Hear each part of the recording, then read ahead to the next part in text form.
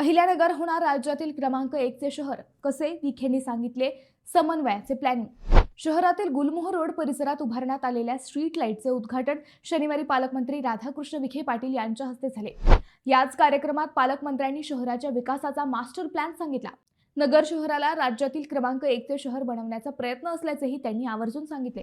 व्यावसायिक, औद्योगिक व नागरीकरणाच्या दृष्टीने शहराचा सर्वकष विकास साधण्यावर भर दिला जाणार असल्याचेही त्यांनी स्पष्ट केले। शहराच्या वाढत्या गरजा लक्षात घेऊन पायाभूत सुविधा सक्षम करण्यासाठी विविध विकास कामांना गती देण्यात येईल।